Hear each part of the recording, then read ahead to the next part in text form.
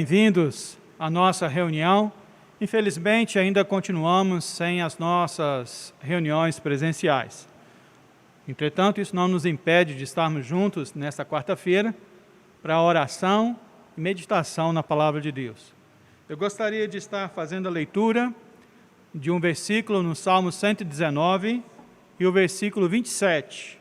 Ele diz: faz-me discernir o propósito dos teus preceitos, então meditarei nas tuas maravilhas.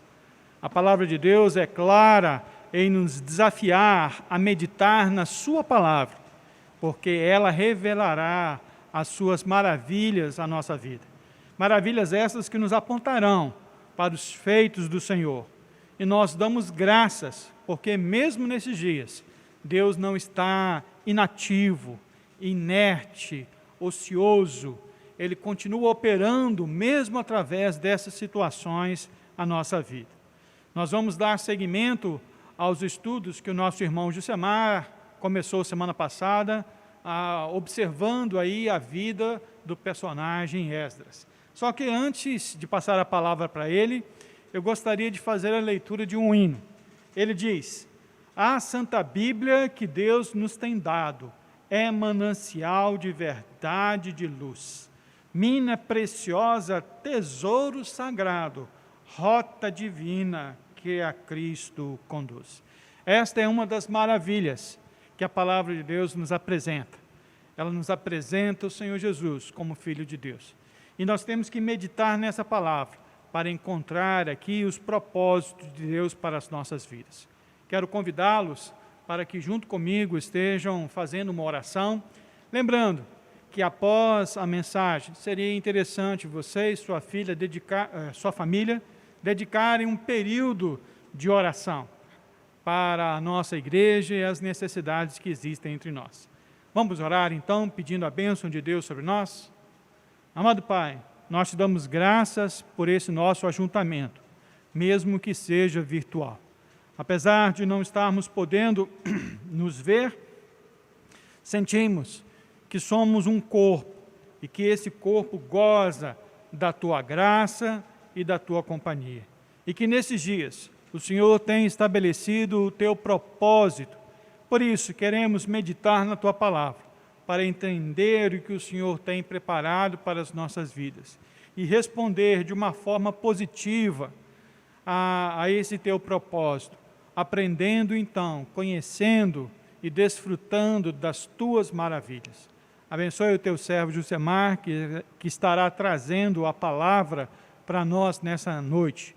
E rogamos a Tua companhia conosco, no precioso nome de Cristo Jesus. Amém. Passa então a palavra para o nosso irmão.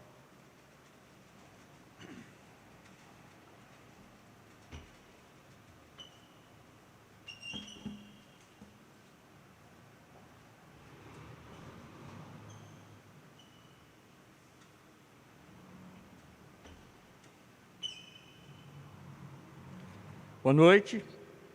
Com muita alegria nos encontramos aqui para dar continuidade ao estudo que iniciamos semana passada. Estamos estudando a vida de um personagem muito especial que se encontra no Antigo Testamento, Esdras.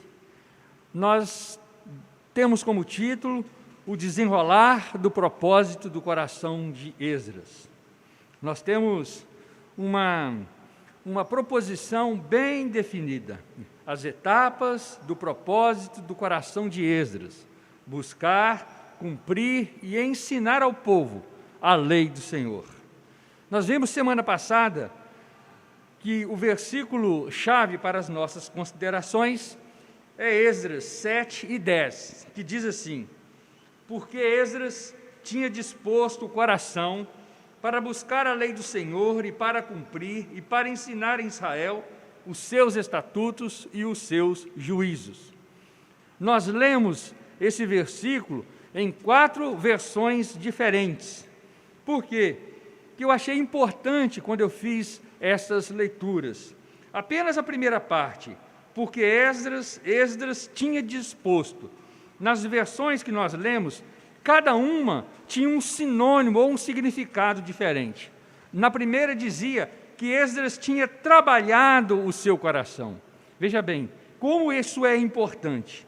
Na outra, Esdras havia consagrado. Na terceira, determinado. E na quarta, voluntariamente proposto.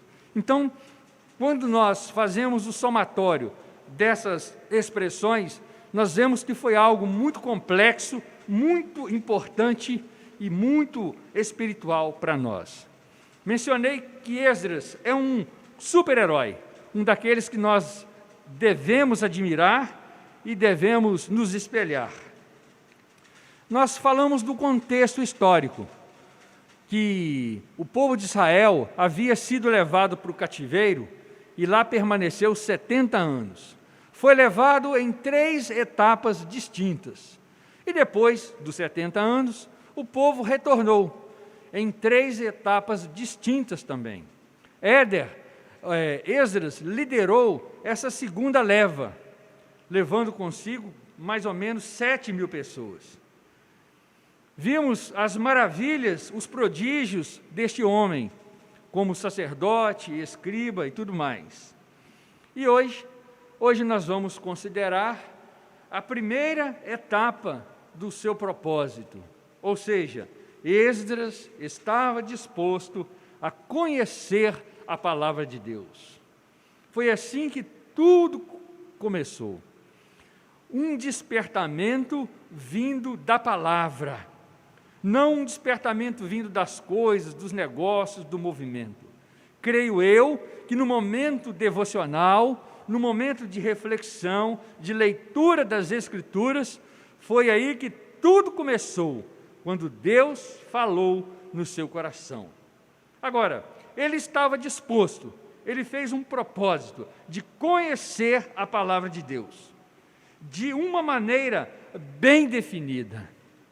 Nós devemos nos lembrar que Esdras estava em uma corte pagã, num ambiente hostil, um ambiente contrário à santidade, à pureza e à ética que Deus espera de nós.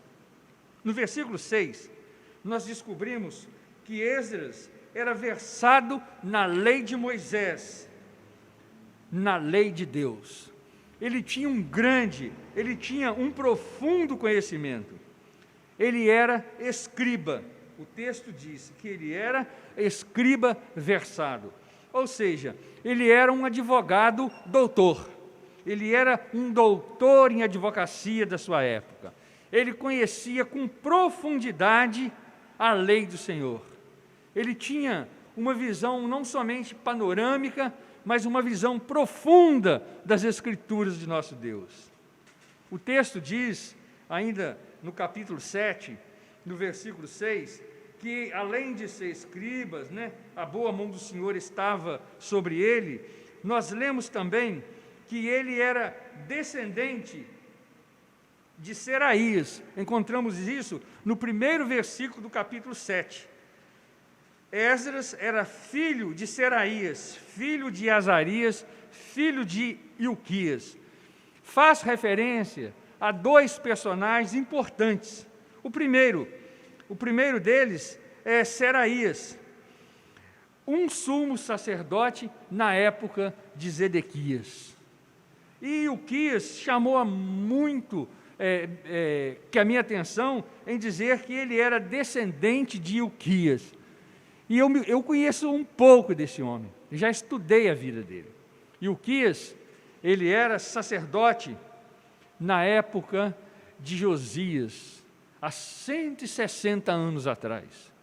E este homem foi ele que achou o livro da lei do Senhor numa faxina realizada na casa de oração. Ele encontrou no templo este livro precioso, com certeza leu e levou ao conhecimento do rei. E com a leitura desse livro, houve uma grande reforma naquela época. Uma reforma produzida pela palavra de Deus, tocada no coração de Josias. Mas o primeiro a ter contato com as Escrituras foi Ilquias. Eu o considero um grande sacerdote. Eu fico pensando, que legado. Você pensar que teve um bisavô, um tetaravô, sabe, você teve alguém que foi tão precioso, alguém que foi tão importante para a sua nação, alguém que foi tão espiritual, que deixou um legado para você e para a igreja onde reunia. Eu fico pensando daqui a uns anos, que vão dizer de nós? Que legado nós vamos deixar para os nossos filhos, para os nossos netos, se o Senhor não voltar até lá? Que legado nós vamos deixar para os outros que chegarão e farão parte dessa igreja local? Espero que nós sejamos tão felizes quanto foi o sacerdote Ilquias, porque eu creio que essa linhagem piedosa, ela não acontece à toa. Não acontece. Deus abençoa os seus servos fiéis e essa bênção se estende para os descendentes também. Então nós temos o registro importante disso, de que Esdras possuía ancestrais piedosos, temente a Deus, que com certeza puderam de alguma forma influenciá-lo espiritualmente.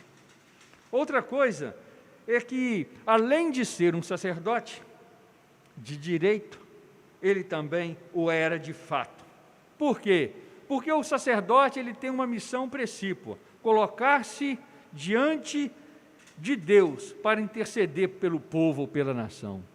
E Esdras, ele toma essa liderança, ele se coloca diante da nação, entre a nação e Deus, ele se coloca diante de Deus e ele se volta em clamor pela sua nação. Nós vemos isso do começo ao fim da sua história.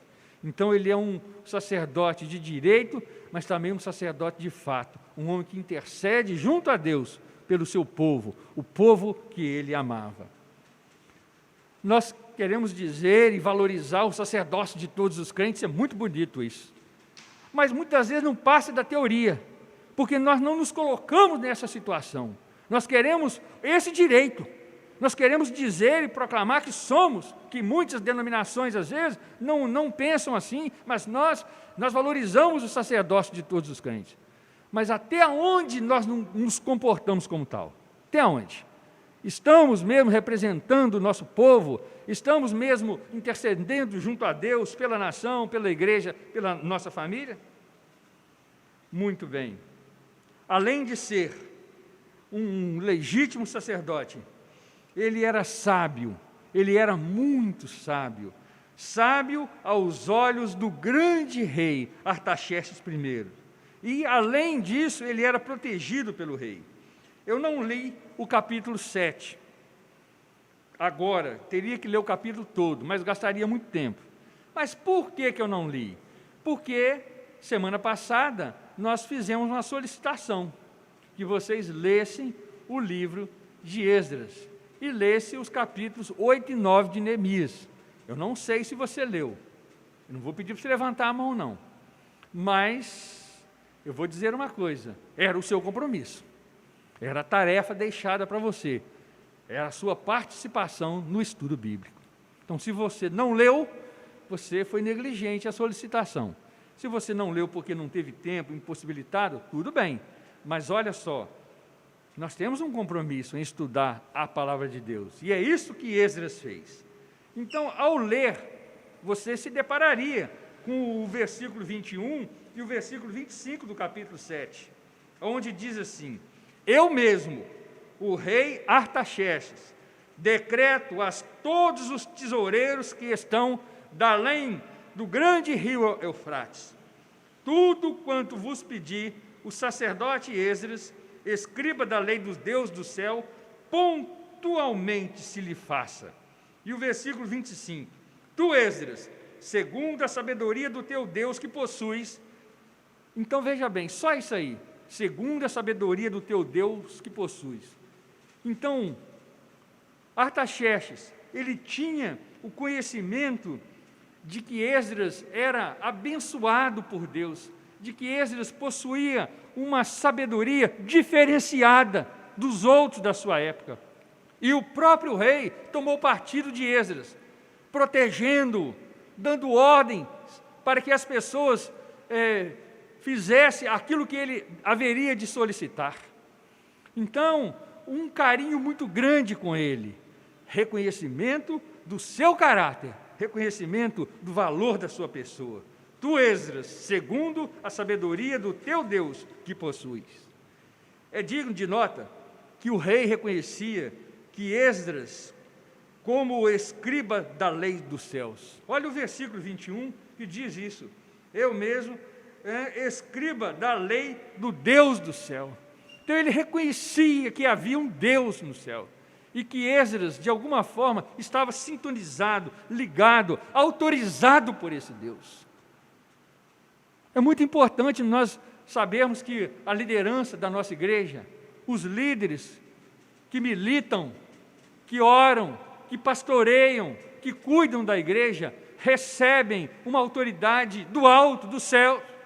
No final do ano, quando nós levantamos as mãos, ou quando nós trazemos um grupo de pessoas à frente, rogando a Deus que os proteja para o ano seguinte, essas pessoas estão debaixo das mãos de Deus, autorizadas para exercer o ministério, seja ele um ministério como professor, zelador, seja um ministério diverso que a nossa igreja tem, não importa.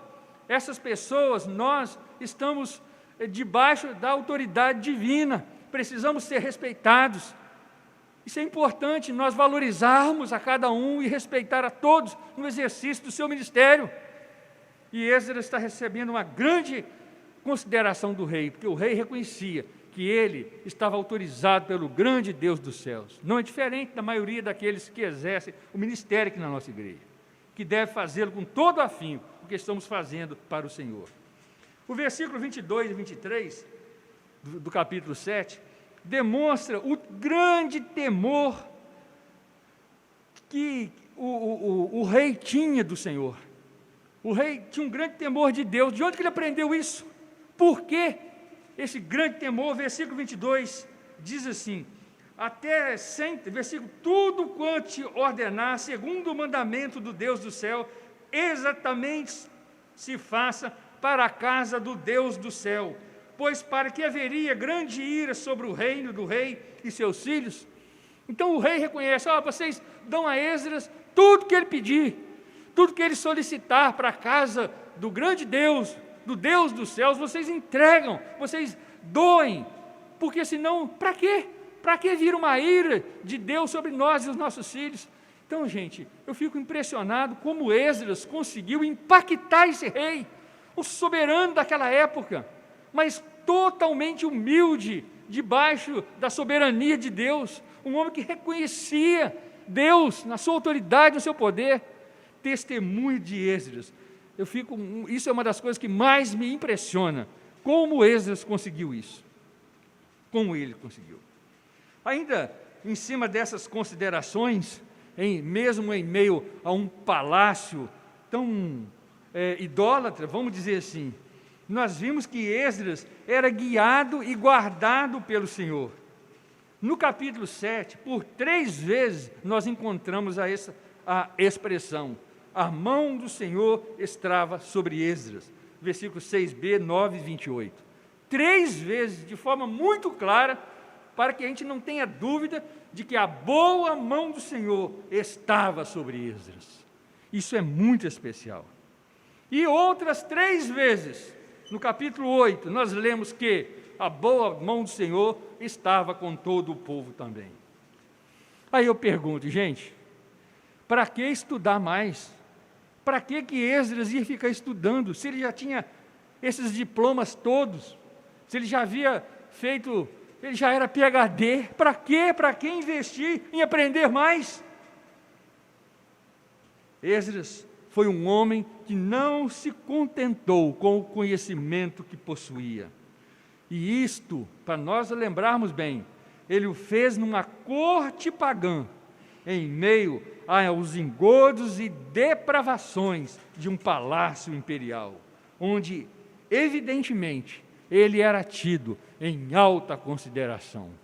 Isso não foi num seminário, não. Isso não foi dentro da igreja, não. Foi num ambiente impróprio, hostil, mas ali ele se destacou. Nós não temos desculpa para reclamar. Nós não temos condições de não desenvolver uma vida baseado no que está ao nosso redor, na circunstância.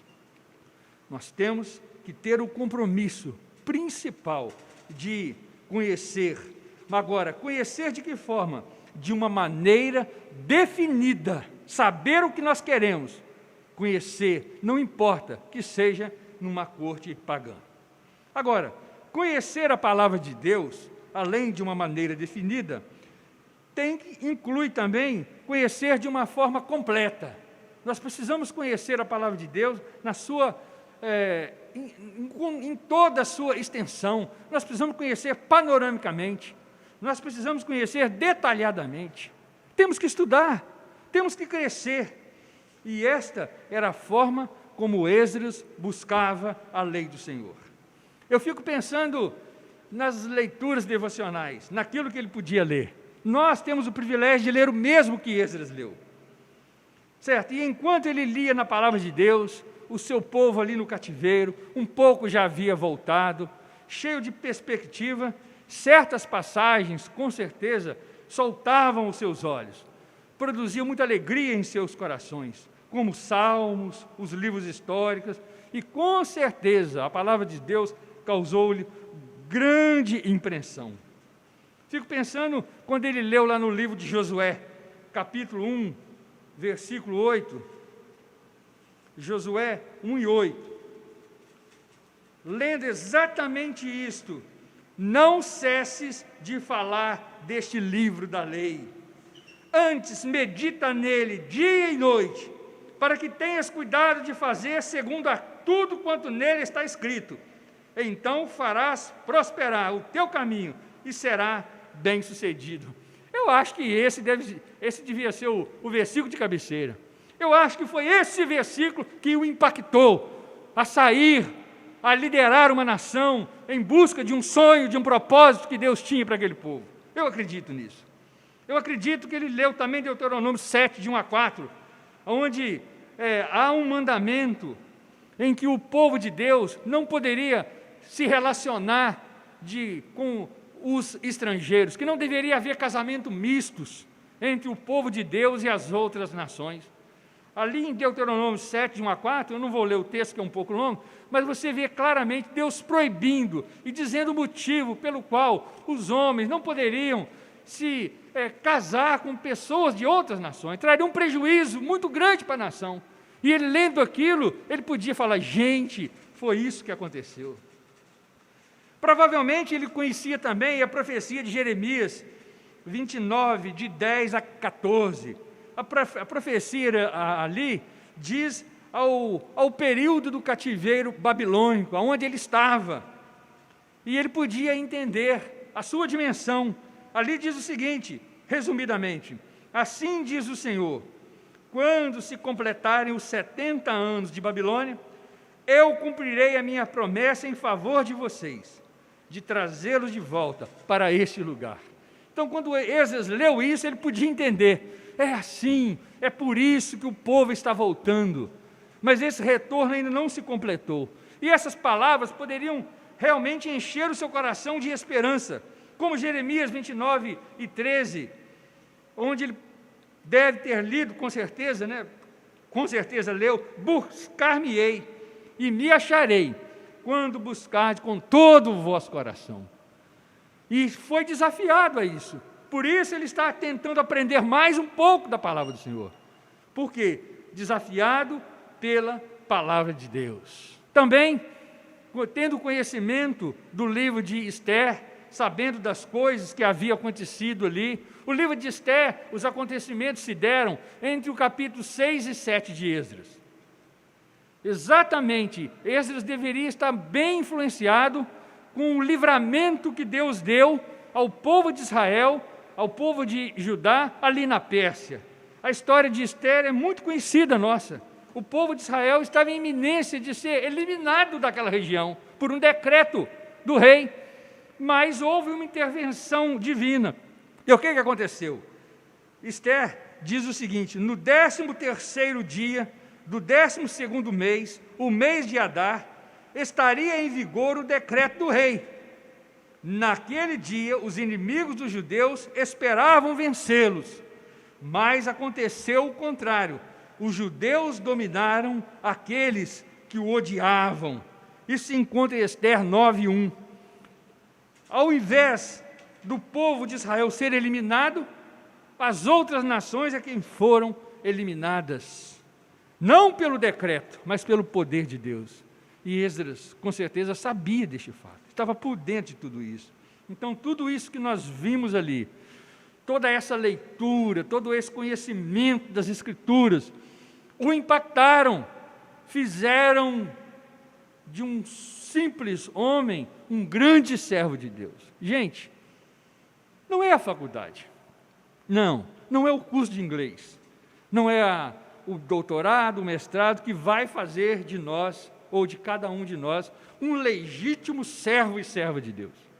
Mas sim o conhecimento adquirido, o amor pelas Escrituras, vai fazer toda a diferença. O aprendizado secular é uma bênção, abre os nossos olhos e a nossa mente, mas fazer de nós um grande homem, um homem útil, uma mulher imprescindível nas mãos de Deus, são as Escrituras. Só ela tem esse poder para isso. Agora, se nós estamos tão distantes, certamente, passagens como estas incentivaram o escriba a buscar o Senhor de todo o seu coração. Agora, não apenas buscar de uma maneira definida, de uma maneira completa, mas, por fim, buscar de uma maneira envolvente. Ele não apenas leu a palavra, ele não apenas buscou, mas ele fez isso junto ao povo. Junto ao povo. Nos dias de Esdras, os judeus que deixaram a Babilônia, eles precisavam ter fé e muita esperança para retornar.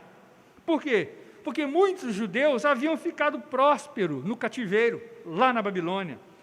E as perspectivas oferecidas em Jerusalém não eram atraentes. O povo já havia estabilizado, já estava acomodado com a sua vida.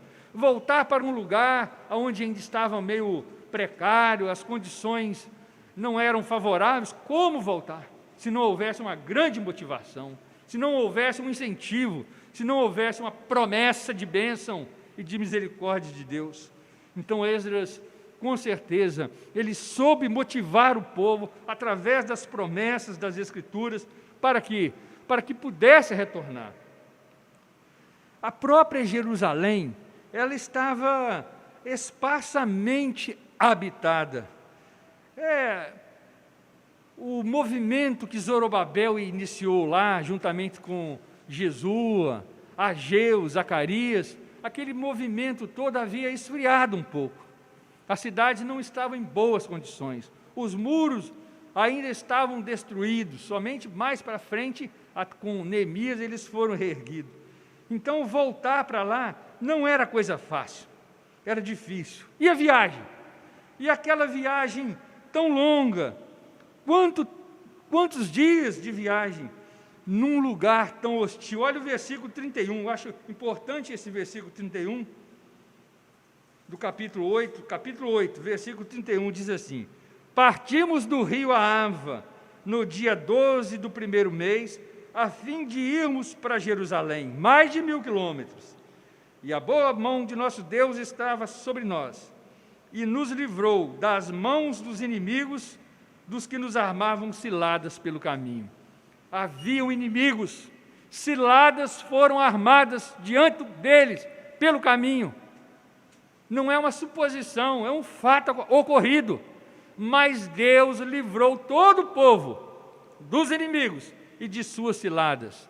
Mas enfrentar uma viagem dessa não era fácil, pois iriam encontrar muita hostilidade pelo caminho. Para enfrentar uma viagem dessa, exigia adoração verdadeira, fé genuína e coragem absoluta. Olha bem, as nossas lutas, os nossos afazeres, a nossa caminhada nesses dias não tem sido fáceis. Não tem sido fácil a nossa caminhada. Os dias são maus, a perspectiva não são as melhores, mas precisamos adorar a Deus, precisamos manter firme o nosso pensamento, a nossa fé, precisamos ter coragem, não podemos desanimar, não podemos parar. Nós temos louvado a Deus porque no meio de tanta dificuldade, nós temos visto bênçãos do Senhor, pessoas se convertendo, vidas sendo edificadas, gente chegando para cultuar e buscar a Deus. Se aqui as coisas estão meio difíceis, através do trabalho, das orações, através do envolvimento dessa igreja, nós temos podido ver em outros lugares o Evangelho progredir, e mesmo aqui, por que não? Então, nós não podemos desanimar, nós temos que continuar, apesar da hostilidade dos dias. Olha, era preciso ter fé e muita esperança, e Esdras teve e passou isso para o povo. Deus providenciou toda a ajuda que Esdras precisava. O rei Artaxerxes e os seus 7 conselheiros foram induzidos a fazer uma grande contribuição. No capítulo 7, versículo 6, do versículo 6 em diante, a partir do versículo 11, nós vamos lendo isso, certo? Do versículo 11 ao 28, o rei ordenou que dessem ouro, que dessem muita coisa. Os tesouros de além do rio Ahava, de além do rio Ahava, foram informados de que Esdras podia solicitar deles prata, trigo, vinho, azeite, até certa quantidade, e sal sem limite, e que sua solicitação deveria ser prontamente atendida. Ainda, nenhum dos levitas não sacerdotes se oferecera, e eles eram imprescindíveis para o serviço no templo. Esdras demonstrou nessa situação ter qualificações de um líder. Sem deixar se abalar por essa situação, ele enviou imediatamente embaixada formal aos judeus de Cassícia. Estes reagiram bem, fornecendo 38 levitas e 220 netineus. Estes eram os auxiliares no templo. Eles eram lenhadores, carregavam as águas, então era preciso essa mão de obra para que a vida cultual do povo fosse restaurada. Então nós lemos no versículo 21, no versículo 23 do capítulo 8, que junto ali ao rio Ahava, Esdras apregoou um jejum. Versículo 21, para pedir a Deus jornada feliz para nós, para os nossos filhos e para tudo que era nosso. Ele fez isso, levou o povo a ter esse mesmo espírito. E o versículo 23 diz assim: nós, pois, jejuamos e pedimos isso ao nosso Deus, e Ele nos concedeu. Deus atendeu o desejo, o pedido do coração de Esdras.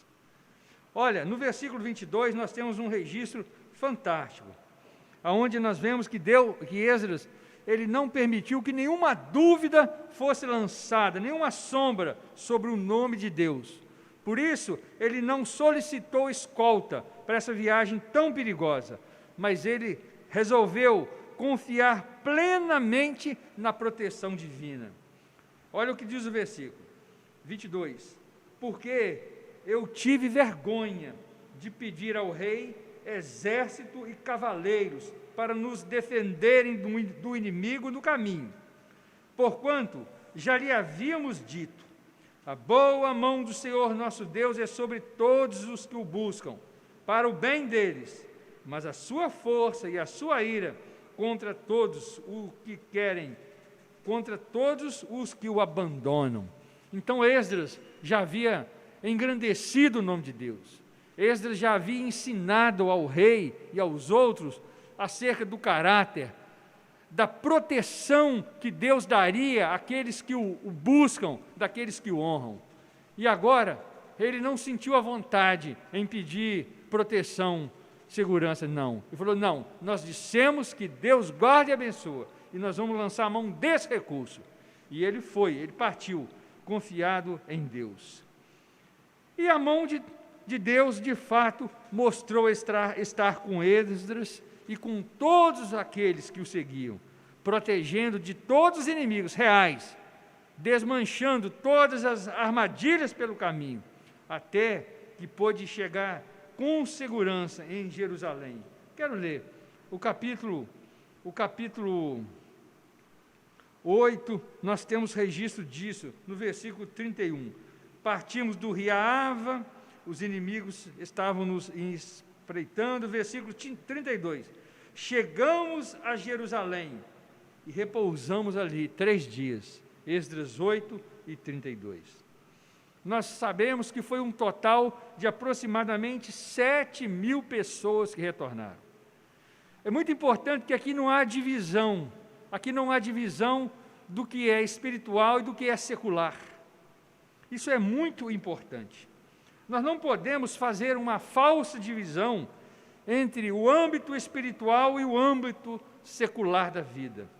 Essa divisão produz uma hierarquia equivocada, segundo a qual, diante das espiritualidade, as dimensões corporativas, elas estão em segundo lugar.